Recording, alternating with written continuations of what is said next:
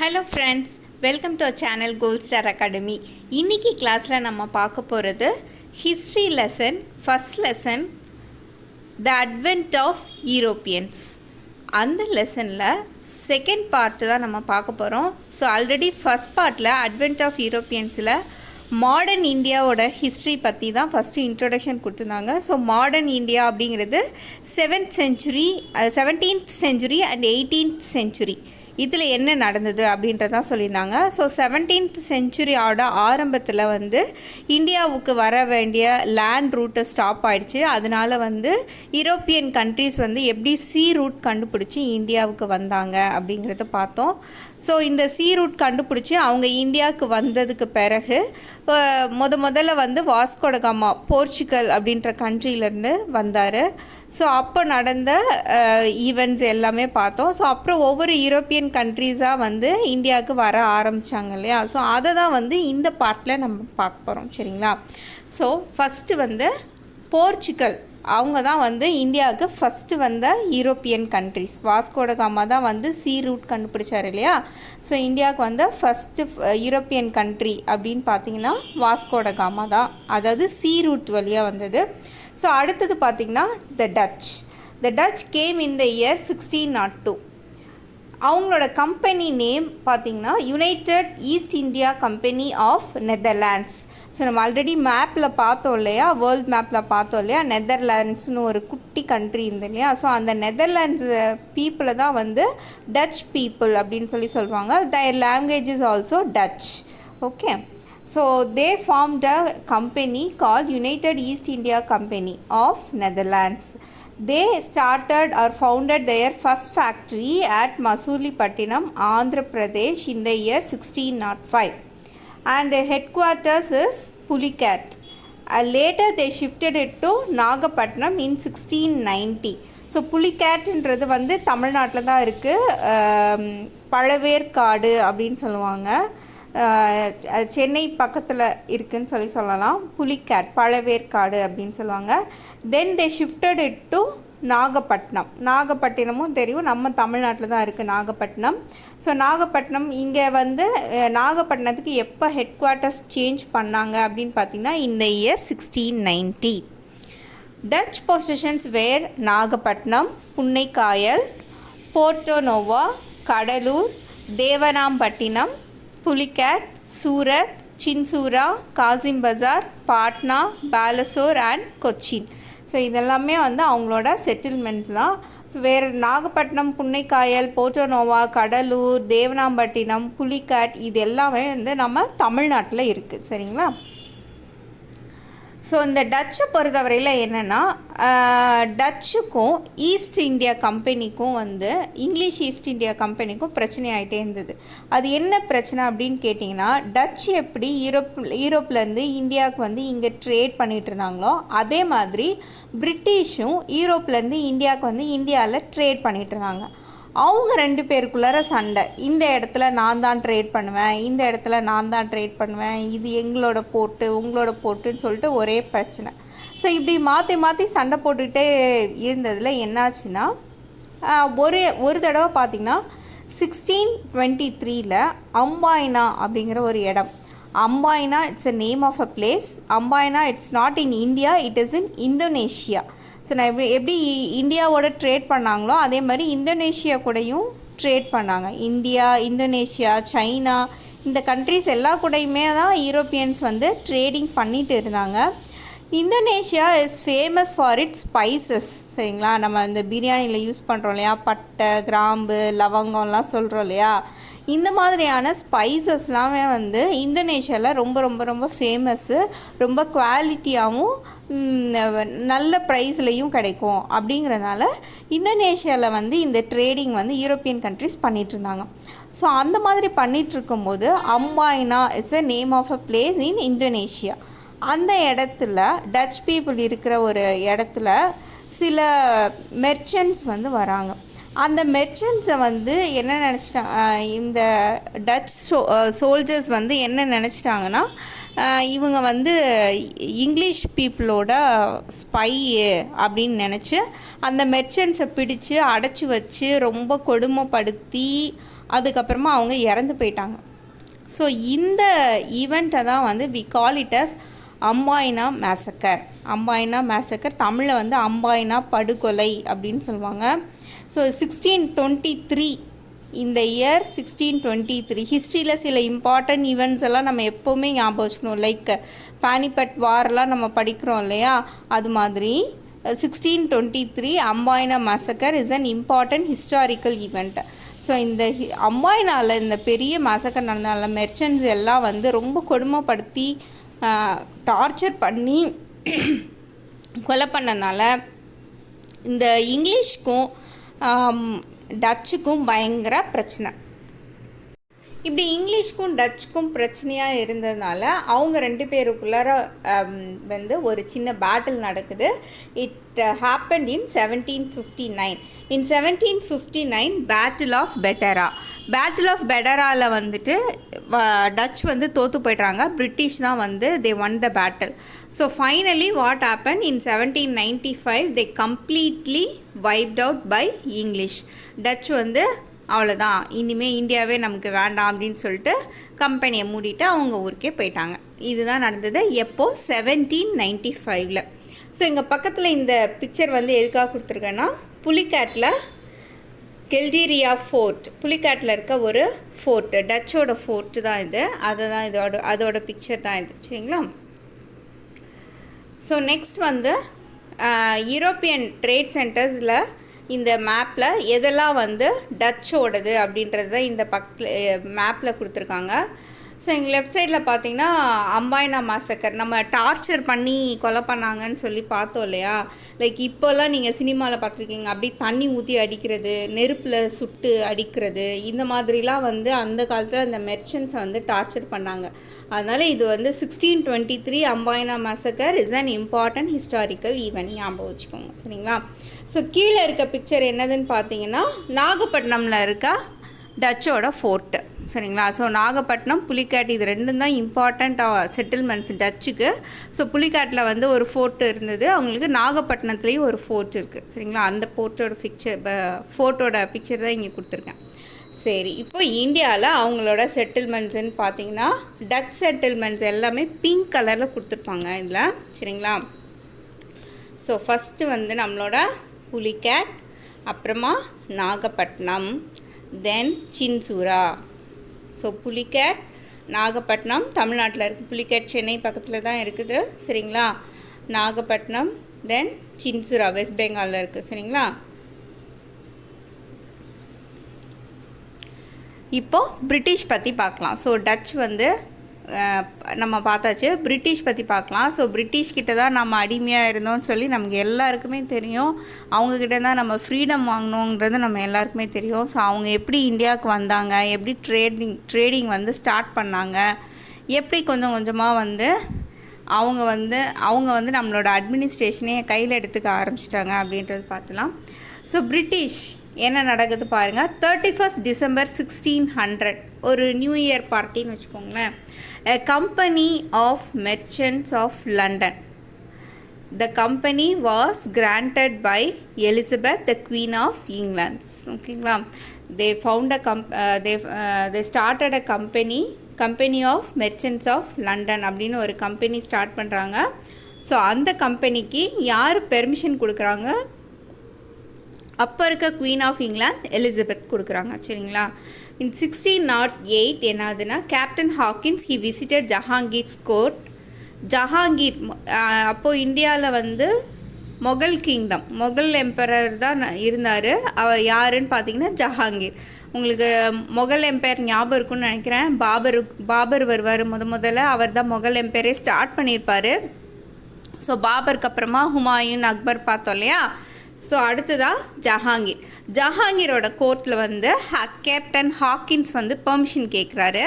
ஆனால் ஜஹாங்கீர் வந்து பெர்மிஷன் கொடுக்கல. ஏன் ஜஹாங்கீர் பெர்மிஷன் கொடுக்கலன்னா, already we are trading with Europeans யாருன்னு பார்த்தீங்கன்னா போர்ச்சுகீஸ். ஓகேங்களா? ஸோ நாங்கள் போர்ச்சுகீஸோட ஆல்ரெடி நாங்கள் ட்ரேடிங் பண்ணிகிட்டு இருக்கோம். அதனால் வந்து எங்களுக்கு வந்து உங்கள் கூட ட்ரேட் பண்ண இஷ்டம் இல்லை, நீங்கள் வந்து இந்தியாவில் ட்ரேட் பண்ண நான் பெர்மிஷன் கொடுக்க மாட்டேன் அப்படின்னு சொல்லி ஜஹாங்கீர் வந்து கேப்டன் ஹாக்கின்ஸை திருப்பி அனுப்பிச்சிடுறாரு. 1615 என்ன வருதுன்னா, அதுவரை அவங்க சும்மாலாம் இல்லை, தொடர்ந்து வந்து இந்தியாவோட பேச்சுவார்த்தை நடத்துறது, சின்ன சின்னதாக வியாபாரம் பண்ணுறது, அந்த மாதிரிலாம் பண்ணிட்டு தான் இருந்தாங்க. பெரிய லெவலில் தான் வந்து அவங்களால வந்து செட்டில்மெண்ட்ஸ் எதுவும் ஆரம்பிக்க முடியல. பட் 1615 சர் தாமஸ் ரோ வர்றாரு. சரி, ஹாக்கின்ஸில் வந்து நம்மளோட பருப்பு வேகலை அப்படின்னு சொல்லிட்டு அடுத்ததாக சர் தாமஸ் ரோவை வந்து கம்பெனி அனுப்பிச்சி வைக்கிது. Sir Thomas Roe was sent by king James I of England. அப்போ இங்கிலாந்தோட கிங் வந்து king James I and he sent sir Thomas Roe. So sir Thomas Roe வந்து அதே ஜஹாங்கீரை மறுபடியும் 1615 விசிட் பண்ணுறாரு. ஜஹாங்கீர்கிட்ட அவர் நல்ல சாமர்த்தியமாக பேசி பெர்மிஷன் வாங்கிடுறாரு. ஸோ அதுக்கப்புறமா அவங்க ஜஹாங்கீரோட பெர்மிஷனோட இந்தியா ஃபுல்லாக வந்து ட்ரேடிங் பண்ண, பெரிய லெவலில் ட்ரேடிங் பண்ண ஆரம்பித்தாங்க. சரிங்களா? ஸோ அவங்களோட first factory, they founded their first factory at Masulipatnam, Andhra Pradesh, இந்த year 1611. In 1639, Francis Day bought Madras as a lease from Chennappa Nayaka, the ruler of Chandragiri, and he built St. George Fort in Madras. So இந்தியாவோட முக்கியமான 3 சிட்டிஸ்னால் நம்ம எல்லாருக்குமே தெரியும். முக்கியமான 3 cities வந்து Chennai, Mumbai, Calcutta. So அப்போ வந்து இதை எப்படி கூப்பிடுவாங்கன்னா மெட்ராஸ், பாம்பே, கல்கத்தா. இப்போ தான் வந்து சென்னை, மும்பைலாம் சொல்கிறோம். முன்னாடி வந்து மெட்ராஸ், பாம்பே அந்த மாதிரி பேர் தான் இருந்தது. கல்கத்தான்னு தான் சொல்லிட்டு இருந்தாங்க. சரிங்களா? மெட்ராஸ், பாம்பே, கல்கத்தா. மெட்ராஸ், பாம்பே, கல்கத்தா அப்படின்ற இந்த 3 சிட்டிஸையும் எப்படி வந்து பிரிட்டிஷ் கேப்சர் பண்ணாங்க அப்படிங்கிற பாயிண்ட்ஸ் தான் இங்கே கொடுத்துருக்கோம். இன் 1639 ஃப்ரான்சிஸ் டே அப்படிங்கிற ஒரு மெர்ச்சன்ட் வந்து என்ன பண்ணுறாருனா மெட்ராஸை விலைக்கு வாங்குறாரு. யார்கிட்டேருந்து விலைக்கு வாங்குறாரு? சென்னப்பா நாயக்கா அப்படிங்கிற வந்து he got it for a lease, got it as a lease from Chennappa Nayaka. Chennappa Nayaka is a ruler of Chandragiri. சந்திரகிரின்ற ஒரு சின்ன ஊரை ரூல் பண்ணிக்கிட்டு இருந்த ஒரு குட்டி கிங்கு அவர். ஸோ அவரோட பொறுப்பில் தான் வந்து மெட்ராஸே இருந்திருக்கு. ஸோ மெட்ராஸை வந்து லீஸ்க்கு வாங்குறாங்க. லீஸ்க்கு வாங்கி அங்கே ஒரு ஃபோர்ட் கட்டுறாங்க. ஸோ அந்த ஃபோர்ட்டு தான் மெட்ராஸில் இருக்க சென்ட் ஜார்ஜ் ஃபோர்ட். இப்போ அரசு தலைமைச் செயலகம்லாம் அங்கே தான் ரன் ஆகிட்டுருக்கு இல்லையா, அந்த சென்ட் ஜார்ஜ் ஃபோர்ட்டு தான் அது. ஓகேங்களா? இன் 1668 பாம்பேவை எப்படி அவங்க கேப்சர் பண்ணாங்கன்னு பார்த்தா 1668 they got Bombay for annual rent of 10 pounds from Charles II. So Charles டூங்கிறது he is a prince. ஒரு பிரின்ஸ் சார்லஸ் II கிட்டேருந்து மாதத்துக்கு $10 வாடகை கொடுத்து பாம்பேவை வாங்குகிறாங்க. நம்ம ஊர் பாம்பேவை எதுக்கு சார்லஸ் வாடகைக்கு விடுறாரு? அது நம்ம யோசிக்கணும். ஓகேங்களா? பாம்பே நம்ம இந்தியாவில் இருக்குது. சார்லஸ் II வந்து அங்கே இங்கிலாந்தில் இருக்க ஒரு பிரின்ஸு. அந்த பிரின்ஸ் எதுக்கு நம்ம ஊர் பாம்பேவை வந்து ரெண்ட்டுக்கு விட்றாரு அப்படின்னு சொல்லி பார்த்தீங்கன்னா, ஒரு போர்ச்சுகீஸ் பிரின்சஸ்க்கும் இந்த பிரிட்டிஷ் பிரின்ஸ்க்கும் கல்யாணம் நடக்குது. அந்த கல்யாணத்துக்கு சீதனமாக போர்ச்சுகீஸ் தான் வந்து அப்போது ட்ரேடிங்கில் இந்தியாவில் நம்பர் 1 இருந்தாங்க. அந்த போர்ச்சுகீஸ் பிரின்சஸ்க்கு கல்யாணம் நடந்ததுனால அந்த கல்யாணத்துக்கு சீதனமாக இந்த சார்லஸ் IIக்கு பாம்பேவை கொடுத்துருக்காங்க. பார்த்தீங்களா? யாரோட ஊரை யாரோ கொடுத்துருக்காங்க. ஸோ சார்லஸ் IIக்கு வந்து சீதனமாக பாம்பே கிடச்சிருக்கு, ஒரு ஊரே கிடச்சிருக்கு. ஸோ பாம்பேவை வந்து சீதனமாக கிடச்ச ஊர் தானே, நம்ம அங்கே போய் நம்ம எதுவும் பண்ண முடியாதுன்னு சொல்லிட்டு அவர் வந்து இந்த ஈஸ்ட் இந்தியா கம்பெனிக்கு ரெண்ட்டுக்கு விட்றாரு. English East India, British East India கம்பெனிக்கு ரெண்ட்டுக்கு கொடுக்குறாரு. எவ்வளோக்கு ரெண்ட்டு கொடுக்குறாரு? மாதத்துக்கு 10 பவுண்ட் அப்படின்னு சொல்லிட்டு ரெண்ட்டுக்கு கொடுக்குறாரு. ஸோ இப்போ பாம்பேவும் அவங்க கைக்கு வந்துருச்சு. எப்போ? 1668. அடுத்தது 1690 பார்த்திங்கன்னா தி பிரிட்டிஷ் பாட் சுதானுதி, காலிகட்டா அண்ட் கோவிந்தப்பூர் 3 கிராமத்தை விலைக்கு வாங்குகிறாங்க. சரிங்களா? பிரிட்டிஷ் வந்து 3 கிராமம், என்னென்ன கிராமம்னு பாருங்கள். சுதானுதி, காலிகட்டா, கோவிந்தப்பூர். சுதாநதி, காலிகட்டா, கோவிந்தப்பூர் 3 ஊரையும் விலைக்கு வாங்கி அது வந்து later it grew up into Calcutta. So அந்த கல்கட்டாவில் அவங்க ஒரு ஃபோர்ட் கட்டுறாங்க, Saint William fort. Saint William fort was built in the year 1700. 1700 கட்டின ஃபோர்ட்டு தான் ஃபோர்ட் வில்லியம். கல்கத்தாவில் அது இருக்குது. சரிங்களா? ஸோ அதுக்கப்புறமா என்னாச்சு வேறு வேறு யூரோப்பியன் கண்ட்ரிஸ் வந்து இருந்தாலுமே கூட பிரிட்டிஷ் வந்து அவங்க எல்லார் கூடயும் ஒன்று சண்டை போட்டோ அல்லது பணம் கொடுத்தோ அவங்களோட செட்டில்மெண்ட்ஸ் எல்லாத்தையும் வாங்கிக்கிட்டாங்க. அப்படி செட்டில்மெண்ட்ஸ் எல்லாத்தையும் வாங்கிக்கிட்டு இந்தியா ஃபுல்லாக கிட்டத்தட்ட ஒரு மோனோபாலினா அவங்க மட்டும்தான் பிஸ்னஸ் அவங்க மட்டும்தான் ட்ரேடிங் பண்ணுறாங்க அப்படிங்கிற மாதிரி ஒரு சுச்சுவேஷனுக்கு வந்துட்டாங்க. ஸோ இது நடக்கிறதுக்கு முக்கியமான 2 ஈவெண்ட்ஸ் காரணமாக இருந்தது. என்னென்னு பார்த்தீங்கன்னா 1757 பேட்டில் ஆஃப் பிளாசி. இந்த பிளாசி பேட்டில்ங்கிறது ரொம்ப ரொம்ப இம்பார்ட்டண்ட்டான ஹிஸ்டாரிக்கல் ஈவெண்ட். சரிங்களா? எப்படி வந்து நம்ம அம்பாயினா மேசக்கர், பானிபட் வார்லாம் படிக்கிறோமோ அது மாதிரி battle of Plassey is also an important historical event. It happen in the year 1757. Don't forget 1757 battle of Plassey. இந்த பேட்டில் ஆஃப் பிளாசியில் என்ன நடக்குதுன்னா, ஈஸ்ட் இந்தியா கம்பெனி கூட இந்தியன் கிங்ஸ் எல்லாம் சேர்ந்து சண்டை போடுறாங்க. ஆனால் யார் ஜெயிச்சா?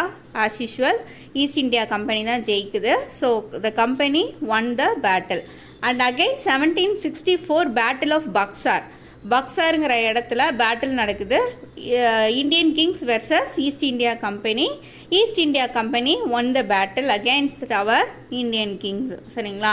ஸோ அப்போ battle of Buxar, battle of Plassey, இதுக்கப்புறமா வந்து இந்தியா ஃபுல்லாக ட்ரேடிங் யார் பண்ணிகிட்டு இருந்தாங்கன்னா பிரிட்டிஷ் மட்டும்தான். சரிங்களா?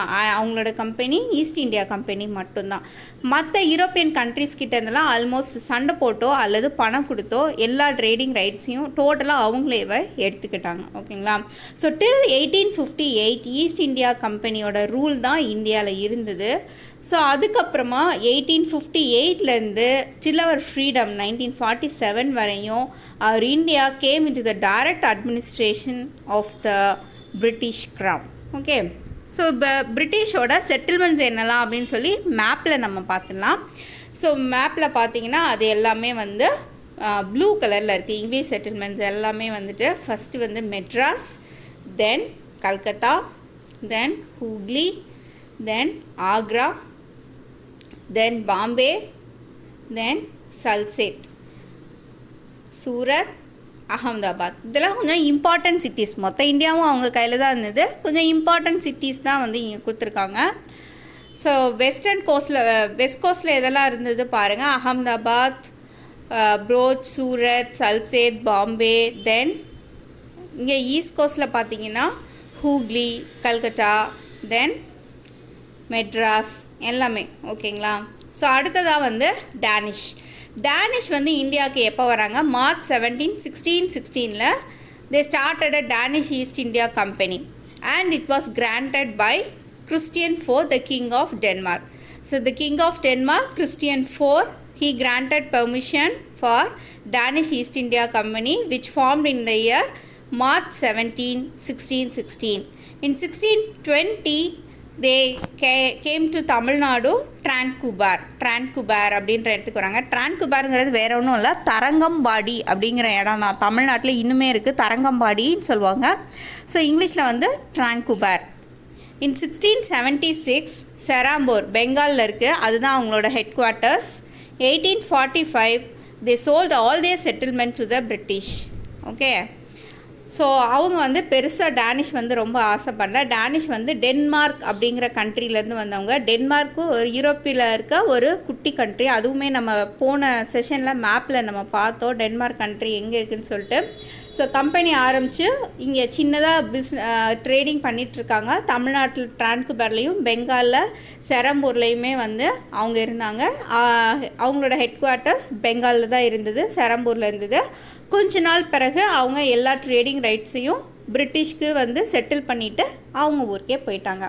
ஸோ டேனிஷ் ஃபோர்ட்டு தான் இது, ட்ரான்குபர் டேனிஷ் ஃபோர்ட்டு தான் இந்த பிக்சரில் நான் கொடுத்துருக்கேன். சரிங்களா? இப்போது டேனிஷோட செட்டில்மெண்ட்ஸ் எல்லாமே இந்த மேப்பில் இருக்குது, பார்த்துலாம். அதுக்கு முன்னாடி இந்த டூ யூ நோ பாக்ஸில் என்ன கொடுத்துருக்காங்கன்னு பார்த்துலாம். டேனிஷ் கால் ட்ரான்குபர் ஆஸ் டேன்ஸ்போர்க் அப்படின்னு அதை சொன்னாங்க. The king of Denmark sent Ziegenbalg to India. Ziegenbalg is a name of a person. ஜீகன் பால்னு ஒருத்தர் இந்தியாவுக்கு வராரு. அங்கேருந்து அனுப்பிச்சி விட்றாங்க, டென்மார்க்லேருந்து அனுப்பிச்சி விட்றாங்க. அவர் இந்தியாவுக்கு வந்து ஜீகன் பால்க்கு என்ன பண்ணாருன்னா ஒரு முக்கியமான வேலை பண்ணுறாரு ஜீகன் பால். என்னன்னு பாருங்கள். Ziegenbalg he set up a printing press at Tranquebar. தரங்கம்பாடியில் ஒரு பிரிண்டிங் ப்ரெஸ்ஸு அவர் தான் வைக்கிறாரு ஜீகன்பால். ஸோ அதனால தான் வந்து பிரிண்டிங் மீடியாவே வந்து உருவாச்சு. சரிங்களா, எல்லாத்தையும் பிரிண்ட் போட்டு நம்மளால் ஈஸியாக படிக்க முடிஞ்சுது. ஸோ இது ஒரு இம்பார்ட்டண்ட்டான event. ஜீகன்பால் he came from Denmark and he set up a printing press at Tarangambadi or Danesborg or Tranquebar. Okay, then ஸ்வீடிஷ்ன்றது ஸ்வீடன் அப்படின்னு ஒரு குட்டி கண்ட்ரி இருக்குது யூரோப்பில்.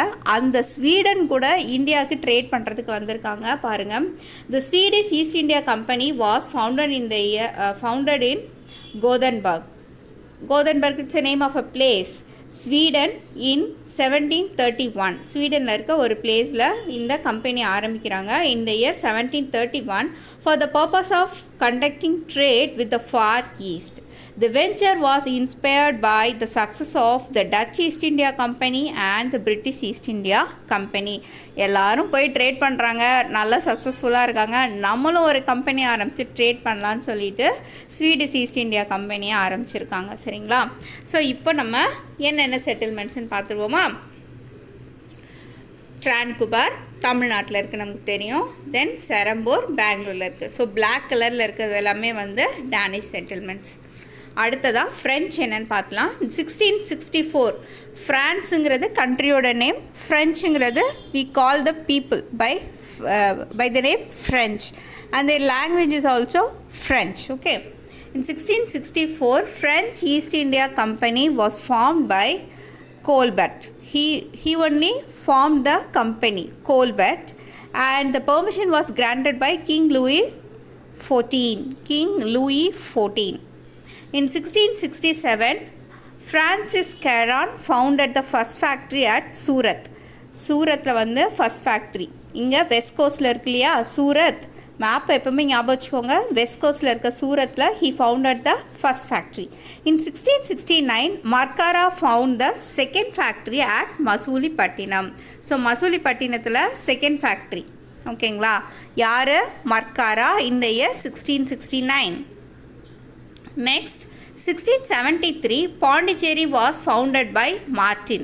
மார்டின் அப்படிங்கிறவர் தான் வந்து பாண்டிச்சேரியில் ஃப்ரெஞ்சோட செட்டில்மெண்ட்டையே வந்து ஸ்டார்ட் பண்ணுறாரு.